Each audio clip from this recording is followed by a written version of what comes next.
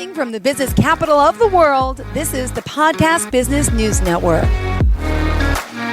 It's all about moreness. Yes, everything in life you can have, you can dream, you could do it. And sometimes you need that guidance. That's why Sabastian is here from nobelia.org, sharing the love, sharing the message of moreness. So welcome back today. How are you? Most excellent. Most excellent. Happy to be here. Great. Moreness, just to clarify, moreness isn't about extra wealth, extra fame, extra status, extra importance. It's more than that, right? Because those tend to be a bit hollow. You get all those, and then what? Moreness is when you have all that, and you say, and then what? Or you say, well, do I need to get that? Because I'm going to spend all this energy getting it, and then it's still not going to be enough. Moreness is what really satisfies the spirit, the heart, yeah? So that's what moreness is, right? That ineffableness, that's more than what we think we need, but what we actually need, right? We're chasing paper dragons, in other words. Mm-hmm. Last week we spoke about attunement. This week I want to speak about self-conception. The critical importance of self-conception, not self-description, but self-conception. I'll go into the difference in a moment. I just want to finish off from last week. Last week, we spoke about attunement. Attunement is, in the moreness project, moreness culture, attunement is the culmination of way of impeccability, which is the core foundational mindset, philosophy, attitude, etc. that goes into way of impeccability. You can figure it out just from the name itself, right? And attunement is the end point of that. So I explained what attunement is, but we ran out of time because it's a big topic. I just wanted to add one more thing that will bring it all nicely into focus. Attunement is living according to decisions which come from outside the self. Does that make sense, Jill? I mean, most of our lives, we just take it for granted. You know, I decide, I think what's going on, even if you're following, somebody else's, your parents or authority or whatever. But as you to be an adult, yes, you may still be following somebody, but you decide whether or not you follow them or not, right? So it's still your decision in the end, yeah? But when you're living at attunement, you say, my decisions are compromised. Mm-hmm. I know that. No matter how sensible I may be, my decisions, ultimately, in the big picture, my decisions are potentially flawed. They may be right, but potentially. So I can't trust them. Yeah. So that's what the goal of self-wisdom, in that young man's story. Right? That's what the young man says. The goal of self-wisdom is flawed. And it's not attainable, really. So now he says, well, I got to do something else. And he shifts from taking, and that's his attunement, right? Yeah. Living according to decisions that come from outside of you. Right? Very important point. Very, very important point. And by the way, this is not easy to do. It takes quite a bit of courage to do initially, because we have trust in our decisions, whether we think they're going to be correct or not. It doesn't matter. There's a security in me deciding. When you're taking a decision from outside yourself, you have no idea where it's going. You have to rely entirely, purely on trust, capital T trust. Now, that capital T trust has to be founded on impeccability. A very important point. Trust without impeccability, you just have hope and indulgence, really, but it's an empty kind of a hope that, well, things will work out. Yeah, and you're basically saying that you don't have to make any effort, yeah? And you're just sort of trusting that things will work out. No, you need to do everything that you can do, which is what impeccability is. And that's what capital D trust is based on that, right? Yep. Got to make the right effort. So it's a profound way of living, of course, living via attunement. But also, it takes some courage to do, yes? I mean, it's not simple to do, yeah? But that's where impeccability comes into it. And now let's tie all of this to self-conception. Yeah. If you say, most people say, all right, Joel, what are you? So Joel says, well, I'm a broadcaster and I'm a mother. Okay, that may be things that you say. Mm-hmm. But those are boxes, are they not? Yeah. A mother behaves in a certain way, well, for the most part, maybe not for you. Yeah. Yeah. All right, well say how you don't think it's a box. No. I mean, I don't like when people define themselves by what they do. And someone says, "Who are you?" And it's like, "Oh, I'm a broadcaster." Precisely. I just say, "I'm just me, and I love my kids." And Exactly. But yeah, I don't. You're right. A lot of people box us into that. Mm-hmm. Wonderful. You absolutely make my point for me. To say who I am by what I do, this is ridiculous. Because you can have an evil broadcaster, you can have a good broadcaster, you can have a joyful broadcaster, you can have whatever. There's a zillion ways to be a broadcaster. Same thing with being a mother, right? There's many ways to be a mother. Just because you're a mother doesn't mean you're necessarily a good mother, yes? Or a diligent mother, or actually you might not even be a mother that wants to be a mother. You may be a reluctant mother. It tells you nothing, right? And even worse, this is when this is how people conceive of themselves, it becomes very, very limiting, because now the self, right? They have an idea of a broadcaster. A broadcaster is maybe professional, a broadcaster is high energy, whatever. And they take those cliched ideas of their profession and they put it into their self. But because it's so vague and nebulous, there isn't really a depth to the self, right?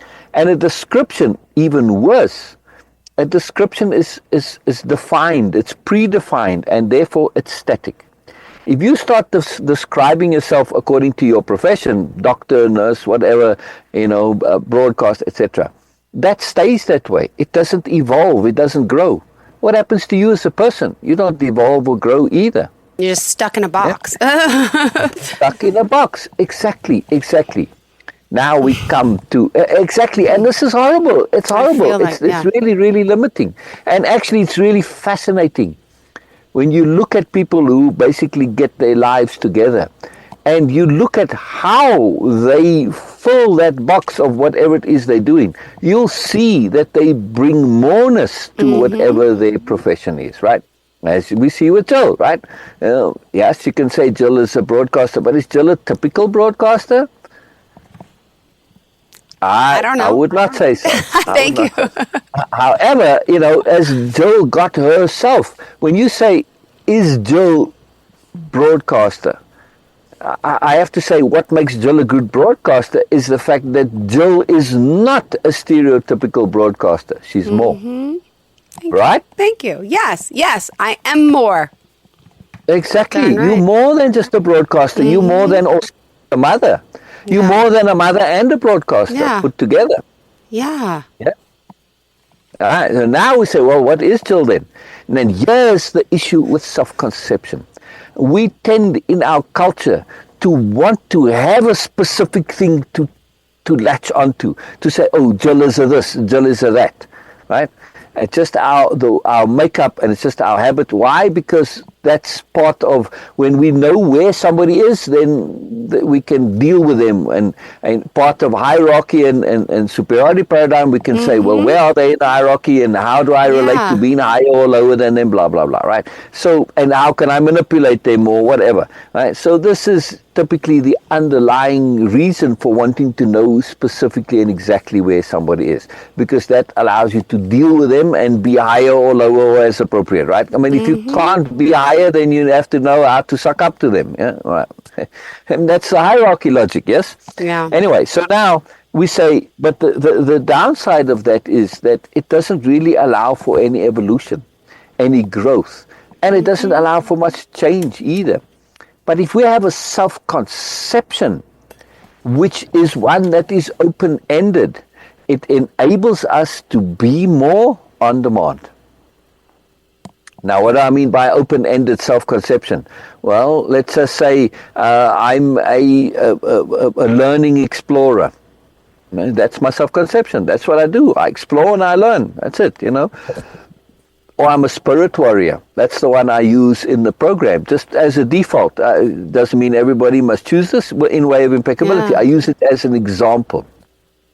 What I mean by spirit warrior, rather than spiritual warrior, I actually point out the difference there.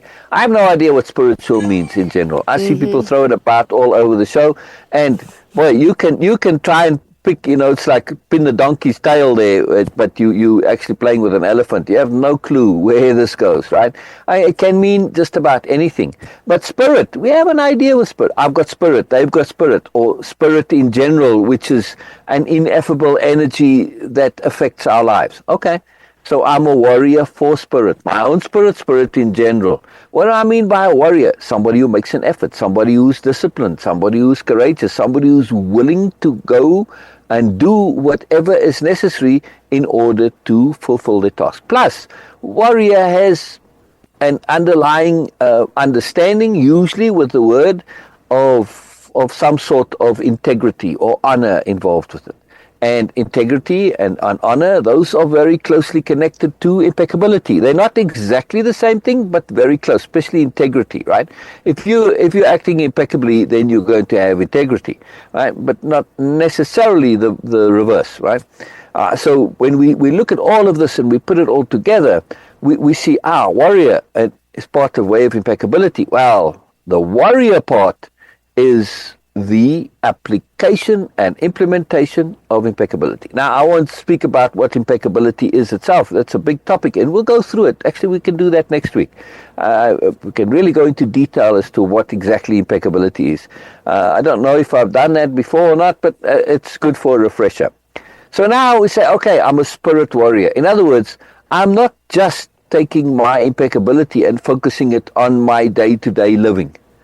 I'm also looking to connect it to that ineffable moreness that is spirit. However I wish to define spirit, it doesn't matter. But I'm looking beyond just the mundanities of life, and I'm saying, well, spirit, this is something that's got to do with the moreness of life itself, right? In other words, I don't just live and eat and sleep and do whatever and then I die. Spirit has got to involve more than just death, correct?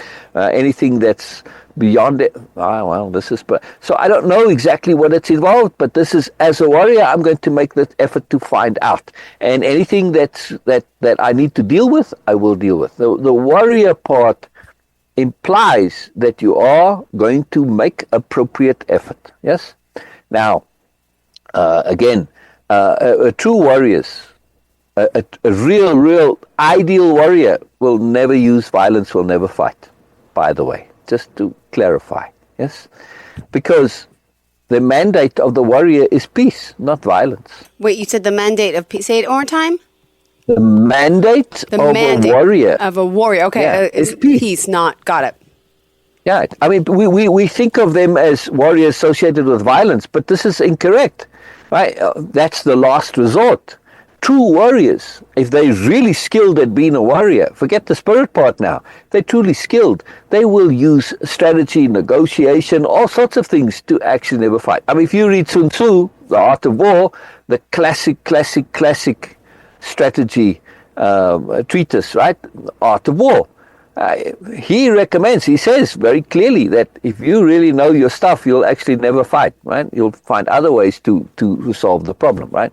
This is the ultimate. Right? So violence is an absolute last resort. However, what makes the warrior different is that they're willing to do this ugliness, this horribleness of violence when they have no choice whatsoever, right? But it's a last resort. And here's the thing, though. With violence, we have to be aware that it's a last resort. That's why you need integrity and impeccability. Because otherwise, violence can make you lazy. I feel like violence can do a lot wrong to your body. And, Exactly. We need more positive thoughts, positive behavior, happy behavior to keep us more and whole. Exactly. Violence is exceedingly costly and expensive. Draining. Exactly. But I mean, it's also expensive on your soul, on your spirit, because violence, you can't take it back that easily, especially ultimate violence, right? There's no coming back from it. If you kill somebody in battle, no matter how much you think is justified, there's no coming back from it. All right, well, let's think of it this way. Let's say somebody you really love gets a brain tumor and they start acting violent and crazy. Yeah? Well, you call the cops and what do? They shoot them. Yeah, I mean, this has happened many times. Well, we don't know if the person had a brain tumor, but somebody.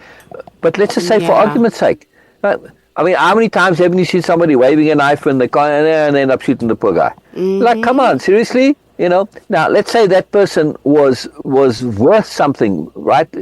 Actually valuable, money-wise, like wild animals, yes? You know, exotic game. They don't just, they find ways to capture the exotic game, whether the exotic game wants to, a lion, doesn't matter, whatever, right? They find ways to capture them without killing them. Well, why can't we do that with people? So my point is that that violence, in that sense, there's no coming back from it. It's a poor resolution. And when you understand this, plus to your own spirit and soul, it's very costly. But somebody who's willing to do that when there's truly, absolutely no other option. However, true warriors will always find another option. They'll never use that because there are other options, right? There are. No, you don't need to do this. Now, when we look at this and we understand that a warrior is somebody who makes every effort to do what needs to get done. And of course, to do so in the best possible way. Right, because the mandate is peace. Yeah. Now we've got a whole different scenario for warrior. Yeah, and a warrior is somebody who understands the seriousness of what's involved. Yeah, that's another thing. Yes, I may be have superior techniques and strategies. I'm capturing that lion. I still know if I make a mistake, the lion's going to maul me or eat me or whatever. Yes. Right.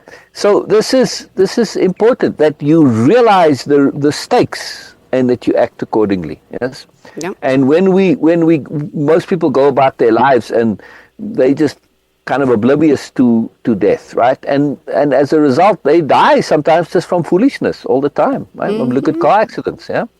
They really don't have death with them as a constant companion. Living as a warrior, death is your ally. Because death keeps you sharp, death keeps you alert, death keeps you aware. And death tells you, hey, stop wasting your time on your idiotic things that you think that are important. That really aren't, and it's just BS. Yep.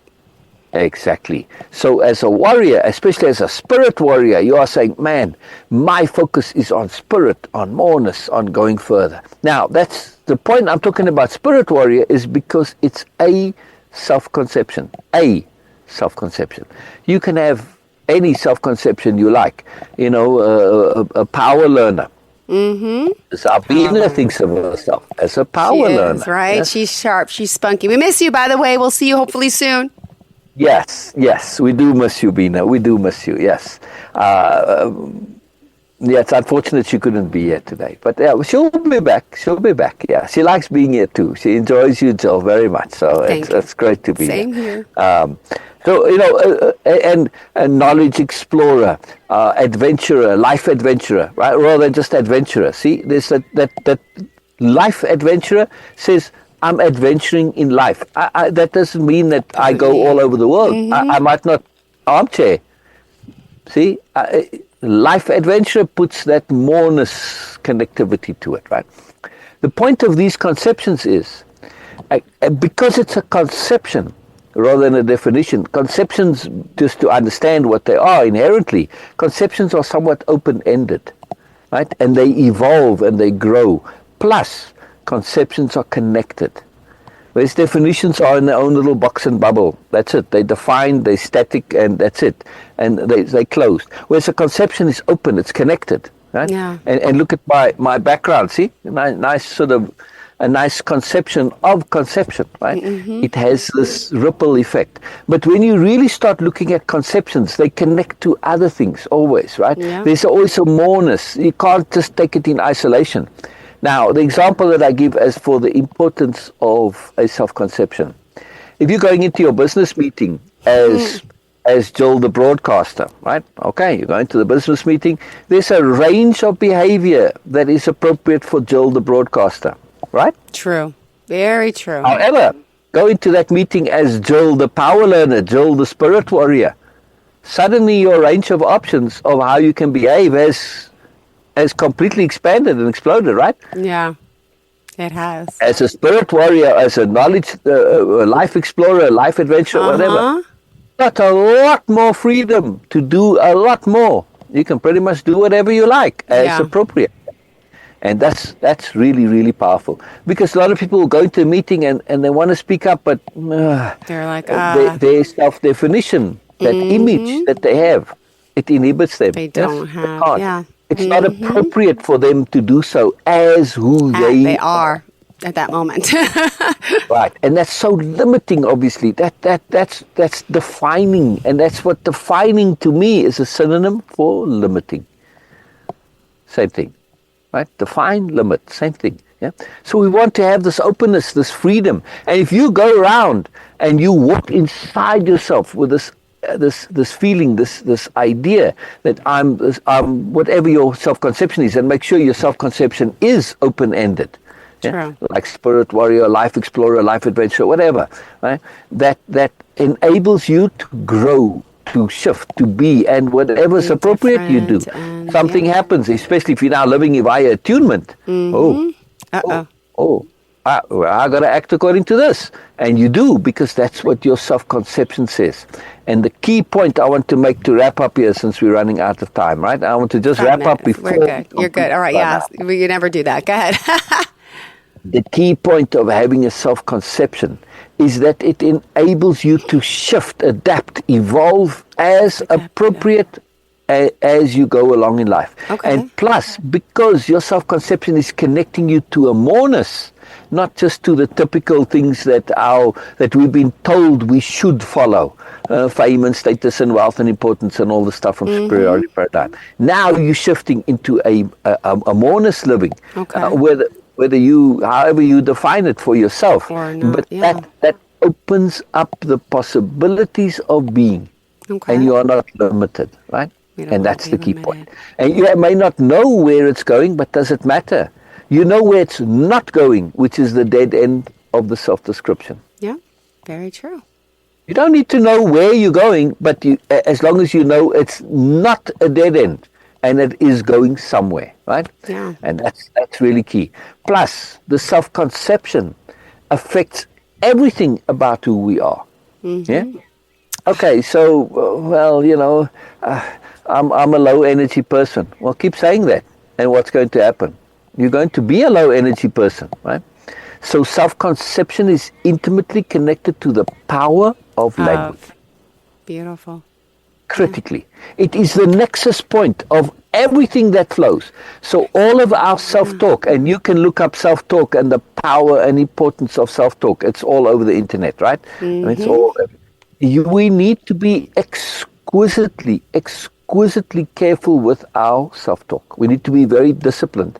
Never say this nonsense stuff that people say, oh, I'm so stupid. Never say that stuff. Yeah. You say, yeah, but I was stupid in that moment. Fine. Then say, oh my goodness, I was so stupid back then. I was so stupid. What I did was so stupid. That's fine. To say I did something stupid is very different to saying I am stupid. Yep, I did, and you learn from it. Exactly. That's being honest. But see, that's what I'm saying. We need to be excruciatingly, exquisitely precise in our language. Absolutely. To say I am stupid is ongoing into the future. To say I did something stupid or I was stupid, that says in the past. Right? Yeah. Same thing like where people talk about, let's say, oh, I'm so impatient. Well, you're going to be impatient now. You are creating this reality now. Why is this so important to self-conception? Because it's tied to the language, right? When you say I am so important, you're conceiving yourself as impatient. And because we are honest, generally, inside ourselves, deep down, no matter how much lies you may tell in life in general, at some root point of view, you want to be honest and true, right? It's just part of our DNA to be that way. What happens? You actually try and make what you say true so that you're not a liar and a phony. I don't like liars and phonies. And I feel like I can spot you from where you're coming. Don't be that way. You're better than that. So now when we realize this, we say, oh, when I say I'm so impatient, I'm going to try and make myself impatient so that I'm not a liar and a phony. Yeah, I agree. Yeah. By the way, on impatience. Yeah. Most people don't want to be liars and phonies, but they don't want to be arrogant either, correct? Yep. All right, so now if you think of impatience, if you're impatient, doesn't that mean you want the world to work according to your timetable? Only, yeah. It's not. And doesn't that make you profoundly arrogant? Upset. Totally. It makes me upset to know people like that. Right, so if you're impatient, you're expecting the world to work according to your timetable, which makes you ridiculously arrogant. So that means you can't be impatient anymore, right? Yeah. I'm not. My kids are, but they're young. We're learning. Well, explain this to your kids. To say, wow, isn't that the most arrogant thing ever, to be impatient? Yeah. And then they realize that and they don't want to be arrogant, so they stop being impatient. It's a way to leverage the self via self-conception. See the power of self-conception. We don't want to conceive of ourselves as arrogant, but when we understand arrogance is associated with impatience, well, now I can't be impatient anymore because I don't want to be arrogant. So our self-conception can affect everything. We just need to make the connections. Right? That self-conception is the core of the self-talk, of how we perceive ourselves. Because that's why it's a self-conception. And now, perception is what is. Conception is what we create. So a self-conception, why I use this term, it's a power term, self-conceptions in my dictionary of power, right? Capital S, capital C, hyphenated. Very important, because in my self-conception, I am conceiving of myself constantly. Now, when you conceived your children, right, it was something new that you brought into the world, correct? It's beautiful, of course. Oh, gosh. Right. So now when you conceive of yourself, you are bringing a new self constantly into the world, one that's evolving and growing. Yep. And I apologize. We are out of time now. We always do it. We can't ever wrap early, but that's okay. Still Sabastian, nobilia.org. How did you want to leave off? That's it. Perfect. Nobilia.org. Beautiful. Thank you so much. You have a great day. Always a pleasure, darling. Enjoy the rest of your day, and we'll talk soon. Thank you so much. Bye-bye. Bye-bye.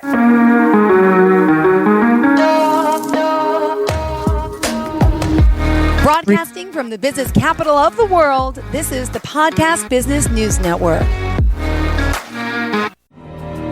For nearly 2,000 severely injured veterans, everyday life has become filled with barriers. Day-to-day simple tasks can become pretty daunting. I have to carry my chair up 2 flights of steps or have somebody do it for me. What scares me the most is just the falling. When I'm struggling with my house, I think, to have that one great barrier just knocked down, it's crucial. Home for Our Troops is a wonderful nonprofit that builds a mortgage-free, fully adaptive, handicap-accessible house. And there's no catch. It'll be our very first home that we've ever owned. This is a game changer. This is where your life begins again. We need you to join us in completing this important mission. Please visit hfotusa.org and help build homes and rebuild lives. Because of you, everything's going to be okay.